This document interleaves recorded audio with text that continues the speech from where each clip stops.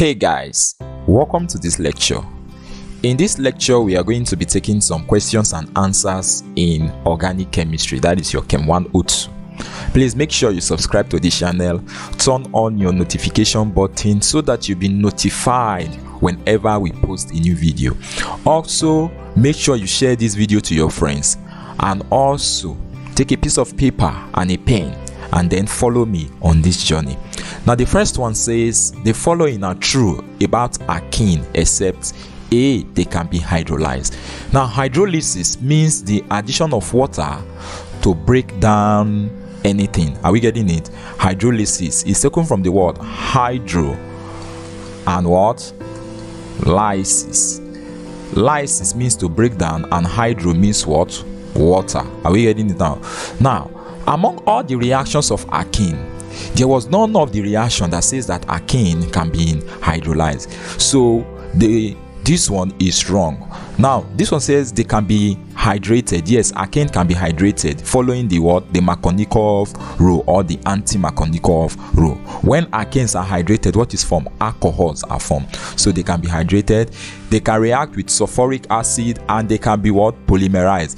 It is from this polymerization of alkene, for instance, let's say ethene. When ethene is polymerized, what will it form? Poly what? Ethene. That's your polyethylene bag, polyethylene. Are we clear on that? So all these are some of the reactions of alkene except what? Hydrolysis. Alkenes cannot be hydrolyzed. So that is the answer to that question. Now the next one, the ozonolysis of alkene we give. Now ozonolysis is a reaction. Ozonolysis is a reaction where ozone O3 is added to the double bond of alkene, whereby ozone O3 is added to the double bond of alkene.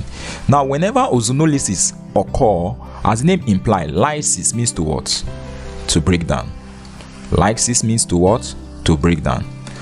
Ozone break down, that is ozonolysis. So ozone is used to break down a double bond. Are we getting it now? That is ozonolysis. So we have R, C, double bond C, R1, H, and then R. Now when the ozone add, it will give a molozonide. Then the molozonide will give what? Ozonide, and finally it will break to either give you an aldehyde, or a ketone, or a mixture of aldehydes and ketone. A mixture of aldehydes and ketone. Okay, so in this case you have this. Let's not go into the reaction mechanism. Whenever this break, first of all you divide this into what? Into two. Are you getting it? And divide the bond into two. Now this one will carry a double bond, this side will carry a double bond, and then you add oxygen to it. Now by way of explanation, let me give you what I mean. This become R, C, and what? R, double bond what? O. You saw we broke this down, we wrote everything here, then we write double bond O plus what? O, which is the double bond here. Then we have what? Double bond C, then we have R1 and what? H. So whenever ozone breaks down, or whenever ozone is used to break down the alkene double bond, the product that will be formed is either an aldehyde or a ketone, or a mixture of aldehyde and ketone. Now this functional group is what functional group? This is a ketone. Are you getting it? This general formula for the ketone, and this is what? An aldehyde. So when this break down, the product is ketone and aldehyde. It's ketone and aldehyde. Now you may agree with me that this reaction basically depends on the particular structure of the alkene. The structure of the alkene will tell us the product that will be gotten. For instance, if we have R, C, H, then we'll have double bond, then we'll have R1, and then R, or let's say this is also H. If this breaks down here, what are we going to have? We'll have what? R, C, H, double bond O, plus oxygen, double bond C, R1, and what? And H. Are you getting it now? Now, what is this product? This is an aldehyde, and this is also what? An aldehyde. Are we getting it now? So in this case, you see that two aldehydes are formed. So the structure of the alkene will actually determine the product that will be what? That will be formed. Now, as a way of reminder, for those of you that don't know, this is the aldehyde functional group. ROC double bond O what? H. This is the aldehyde functional group, which is ROC double bond O H. And this is the ketone functional group, ROC double bond O R. The difference between aldehyde and ketone is that in aldehyde, hydrogen is here, while in ketone, an alkyl group is here. That is the difference between the aldehydes and the ketone. Let's proceed to the next question. So for this particular question, the product of the reaction is an aldehyde and a ketone. Okay, let's go to the next question. The next question says, which of the following about laboratory synthesis is true? Now, laboratory synthesis is the act of mixing different components or different chemicals to produce what? New substances. Are we getting it? Mixing of chemicals that are mixing of different chemicals to produce new substances that cannot be actually gotten naturally. That is why we say it is what? Synthesized in the laboratory. Okay, they cannot be gotten naturally. Now, if you see this image, these herbs, this is natural, created by God. Okay, all these ones they can be got to what? Naturally. But these herbs, most cases, cannot actually cure most of all these diseases. So there is a need for us to mix different chemicals to form altered drugs that are viable, that are effective, and also used to cure diseases, or to meet up with the growing demand for what? For drugs. Okay, so these ones, they are mixed chemicals. Hence, we say they are what? They are synthesized, mixed chemicals. So we say they are what? They are synthesized. So synthesis means the addition or the chemical reaction of different components of different chemicals to give a particular product that cannot be gotten naturally. Are we getting it? Or that may be gotten naturally, but at least it could not actually meet up to the demand. For instance, some of all these drugs, they are not present in, or let's say these herbs, you may not see it in some region, but if you can actually synthesize it artificially, then it will be what? It will be much more better. So we can say that synthesis is like artificial manufacturing. Are we getting it? Instead of the natural one. Now, say which of the following about laboratory synthesis is correct? New drugs are produced. That is true. It's from laboratory synthesis that new drugs are what? Produced. It makes herbal treatment more convenient. Is that true? Now, because of the increased production of drugs that are synthesized in the laboratory, most people don't usually go for these herbs again. You understand? They don't go for these herbs again, so they prefer to go for the synthesized one. So laboratory synthesis is it does not make herbal treatment convenient. It does not make herbal treatment convenient. Now, it does not make herbal treatment more convenient.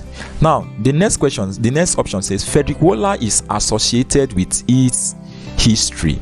Yes, Frederick Wohler is associated with the history of laboratory synthesis. He was the first person to actually synthesize inorganic compound from what? To synthesize an organic compound from inorganic, to synthesize an organic from inorganic. Okay, and the first inorganic compound synthesized was urea. So Frederick Wohler is associated with the history of laboratory synthesis. Now, the D said it copes with growing demand for drugs. Yes, it copes with what? With growing demands for drugs. Okay, laboratory synthesis copes with growing demand for drugs. So say which of the following about laboratory synthesis is correct? Which of the following about laboratory synthesis is supposed to be not correct? Okay, which of the following is not correct? The correct answer is it makes herbal treatment more convenient. Laboratory synthesis does not make herbal treatment convenient. It inconveniences them. Most people don't go to herbal homes again. They prefer to get from a pharmacist instead of going to a herbal home. Are we getting it now? So that is that for that question. Now the next question says the product of the reaction are. What is the product of this reaction? Now this reaction is called the dehydration of alcohol. It's called what? The dehydration of alcohol. Now, when alcohols are dehydrated, what product will be formed? Alcohols are dehydrated, they will form what? They will form alkene. Dehydration means removal of what? Water. That is the meaning of dehydration. So when alcohols are dehydrated, they will form what? Alkene. Now, if I want to bring this down in the normal way, this is something like H3C, then coming here, then you have what? OH. Now, we said that every junction here is a carbon, right? So if I put this in the straight form, we'll say this is what? H3C means what? CH3. Then you have a carbon here. Then you have the what? The OH. Or let me bring it downward a little so that it will not convenient us. This becomes what? CH3, okay? Then this becomes what? C. That is the meaning of this junction here. There's a carbon here. Then after this carbon here, there's what? You have the OH. This OH is attached to this carbon. Forget about the position for now, okay? The position for now. So this is OH, and then this is, there's no other thing here. Now, how many hydrogen do we need to add to this to make it complete the valency? This is already 2, so we need to add 2 hydrogen. So this is H2. Now, the dehydration reaction is called alpha beta dehydration. This carbon here is the alpha carbon, and this here is the beta carbon. The alpha carbon is the carbon carrying the OH, while the beta carbon is any carbon that is adjacent to the what? Alpha carbon. Now, in this case, you are going to remove water. Now, if you remove water, to remove water, you remove hydrogen from the beta carbon and then remove OH from the alpha carbon. What do? Remove hydrogen from the beta carbon and then remove OH from the alpha carbon. When you remove the hydrogen and the OH, a double bond will be formed here to give us the alkene. So this will be equals to, if you remove one hydrogen from here, remove one hydrogen from here, how many hydrogens will now be left? You'll be left with 2 hydrogens, so we'll have CH2. I told you that when you remove them, the double bond will be formed here, because whenever I remove 2 sigma bond, 1 pi bond is formed, so the double bond will be formed here. So here becomes C. If you remove OH from here, this OH is leaving. What will be formed here? Here will be remain what? CH2 plus, then this OH and this H, OH plus H plus H is what? H2. Then you have what? O. So this gives us H2O. So this will give us ethene as a product, and what? And H2O, which is water. So the correct answer is H2C CH2, which is the same as CH2 plus what? H2O, and that is option A is the correct answer to that question. Now the next question says, the hybridization of nitrogen atom in this compound is. The hybridization of nitrogen atom in this compound is. What is the hybridization of nitrogen? Now, in most cases, one of the easiest way to actually note this, whenever you see a triple bond, it undergoes what? sp hybridization. Okay, it undergoes what kind of hybridization? sp hybridization. If I write hydration, it undergoes sp hybridization. Okay, so this compound, the hybridization of nitrogen here is what? Is sp hybridization. It's as easy as that. Why? Because we said that sp hybridization is that which contain 2 sigma bond and what? 2 pi bond. For carbon, that is for carbon, 2 sigma and 2 pi. But in most cases, just know that wherever you see nitrogen, okay, wherever you see nitrogen bonded to any other atom, whenever you see nitrogen bonded to any other atom at all, let's say with a triple bond, it uses the word sp hybridization. It uses the sp hybridization. So the correct answer is sp. Now the next question. Light energy is required to initiate reactions in alkane because they are low in energy. They are low, so the light energy will excite them. Are we getting it? It's because they are low in energy. The light energy will excite them, and therefore the reaction will be what? Easily initiated. Just like when something is very low in energy, if you bring in, let's say this is the sun, okay, if we bring in the sun, what will happen? To be what? Very, very excited. So light energy is required to initiate reactions in alkane because they are low in energy, not because of any other reason, because they are low in energy. Now The general formula of the class of compound, this is a compound that is given to you. The general formula is what? Is CnH2n. The cycloalkanes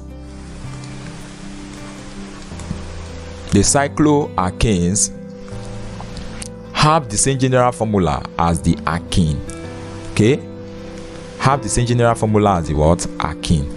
And that general formula is this CnH2n. Okay, now how do we know it's CnH2n?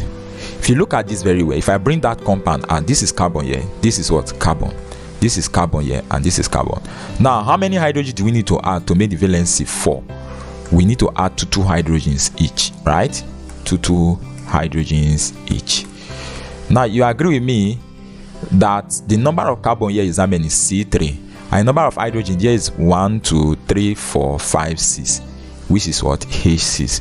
Now, if you want to do this becomes CnH2n. How? Because if our n is equals to 3, to be what? C3H 2 times what? 3, and that is what? C3H6. So you see that they follow the general formula of what? CnH2n.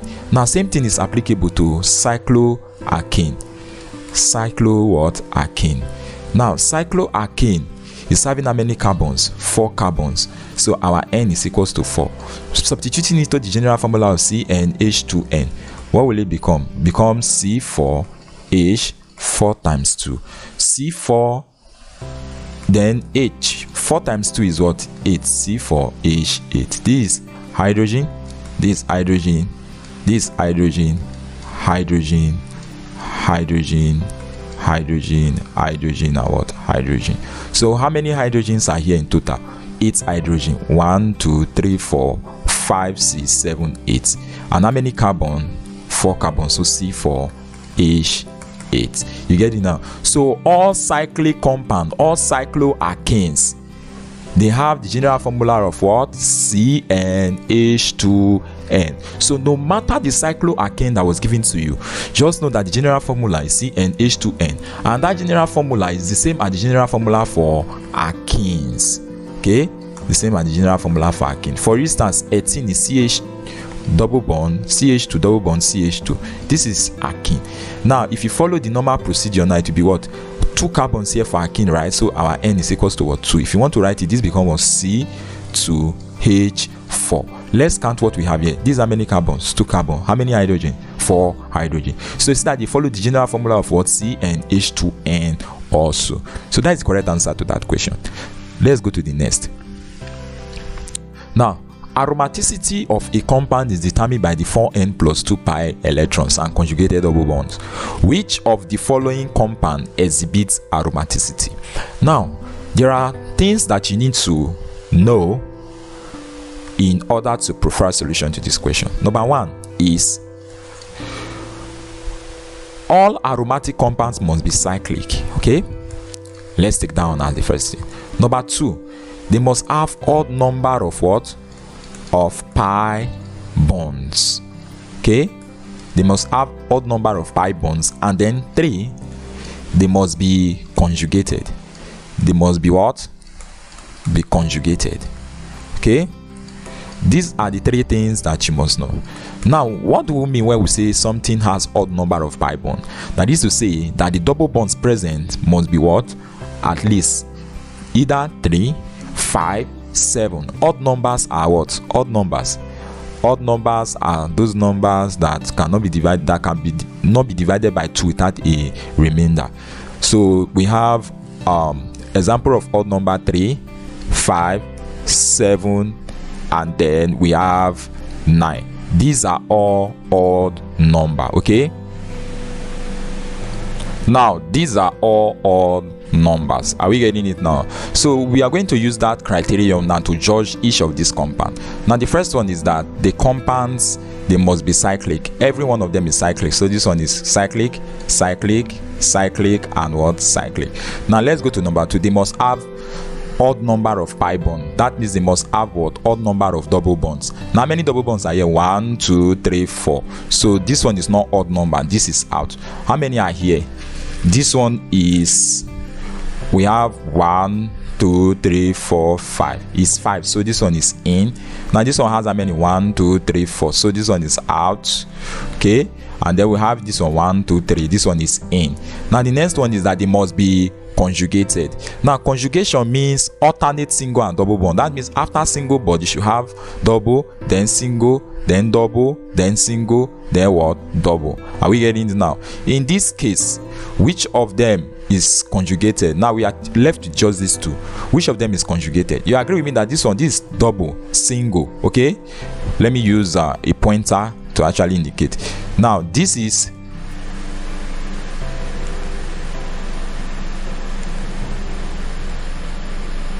sorry about that. Now this is double, this single, double, then we have what? Single, double, single, double. Let me take it again. This thing is okay. We have this double, single, double, single, double, single, double, single, double, single. So you see that all of them, they have alternate double and single bond. So this one is in. Now take a look at this one. This double, single, double, single, single. So it does not have alternate double and single bond. So this one is out. So the compound that is aromatic is this, and that makes that option the correct answer. Now let's take the next one. The next one says, which statement is true about hydrocarbons? Which statement is true about hydrocarbons? Hydrocarbons are non-polar and dissolve in polar solvent. That is wrong. Hydrocarbons are non-polar and they dissolve in non-polar solvent. So you telling me that it dissolves in polar solvent, you are wrong. Okay, now the melting point of branched chain alkanes are lower than their straight chain isomer. That is wrong. The melting point of branched chain alkanes are higher, okay, than those of their branch chain or of their straight chain isomer. Now see, boiling points of straight chain alkanes are higher than their branch chain isomer. That is correct. The boiling point of straight chain alkanes are higher than their branch chain isomer. Then D, hydrocarbons are incombustible. That is wrong. Hydrocarbons are combustible. Combustion, that is when you react it with what? Oxygen. They are combustible. Are we getting it now? So the correct answer is the boiling point of the straight chain alkanes are higher than that of their branch chain isomer. Okay, let's go to the next. Okay, that is still the same question. Now the structure of Z2-bromopropanol is, the structure of Z2-bromopropanol is, now or propanol, supposed to be propanol, not propanol. So this is propanol. Okay, propanol structure 2-bromopropanol is, what will be the structure? The structure will be, first of all, let's draw propanol. Propanol is something like this. Or for us to draw this compound, first of all, let's indicate the double bond, C double bond. Now propene means there is additional one carbon, right? So let's take this one as CH3 here. That is the 3 carbon for propene. 1 2 3. Since the orientation must be in this way, that is why we first of all take the 2 carbons and then attach one CH3 to make it complete propene. Now we have 2-bromopropanol. Now propanol entails that the OH is on carbon number 1. The OH is on carbon number 1. So we have the OH at somewhere here. Okay, this one is hydrogen. Now 2-bromo, if the OH is here, this becomes carbon 1 and here becomes what? Carbon 2. So we have what? Bromine group here. So the compound is this 2-bromopropanol. But another thing is they put Z there. Now the Z, we use the E and Z isomer to check if this one follows the Z configuration or the S. If it follows the Z, then we leave it. If it follows the E rather, then we have to make it to turn to the Z. Now this is C double bond C, this is what? OH, and this is what? H. This is B arrow, this is what? CH3. To use the E and Z configuration, we said we assign priority to them. First of all, divide it into two. Consider this side and consider this side. When we apply assign priority, the OH group and this hydrogen, which will have the highest atomic number. Note, your priority is assigned in increasing order of atomic number. So the oxygen and hydrogen, which will have the highest atomic number, of course, is oxygen. Then this will become A and what? B. Highest priority is assigned A and the lower priority is assigned B. Now between bromine and carbon, which will have the highest priority is A, which is bromine, and this one is what? B. So in this case, the two highest priority group are on the same side, so it is the Z configuration. So this is the structure of Z2 bromo what? Propanol. Okay, Z2 bromo propanol. That is the structure of Z2 bromo propanol. This group here is CH3. You know, when you have just one line like that without no hydrogen attached, is CH3. So this is the correct answer to that question. Let's go to the next question. Next question says, which of the following is true about dehydration of ethanol? Dehydration. We've discussed something just now about dehydration of ethanol. We said it will form what? It will form water. That is true. The product is unsaturated. What was the product we got? It's CH2, double bond what? CH2. Is it saturated or unsaturated? It's unsaturated. Now, unsaturated in the sense that it contains what? A double bond. It will form ethene. That is true. This is what? Ethene. Okay, it will form ethene. And then formation of a product that is saturated. This is wrong. Saturated product means it has only what? Single bond, and the product that will form has what? A double bond. So this one is wrong. So which of the following is supposed to be not true? Is not true about dehydration of alcohol leads to the formation of product that is saturated. That is wrong. Now the next question. The process of making margarine involves hydrogenation of alkenes. Hydrogenation of alkene is the process of making margarine. Okay, margarine involves hydrogenation of alkene so that they will become what? Saturated. Okay, saturated alkene. So the process of making margarine involves hydrogenation of alkenes. Now the next question. Which of the following reaction is feasible? Which of the following reaction is feasible? Now the reaction that is feasible is this. Now when I say something is feasible, it means which of the following reaction can occur. Now when hydrogen halide adds to unsymmetrical alkene, what will be the product? The product is usually the Markovnikov product. But because of organic peroxide, because of the presence of organic peroxide, what will happen? The hydrogen will now follow the anti-Markovnikov rule.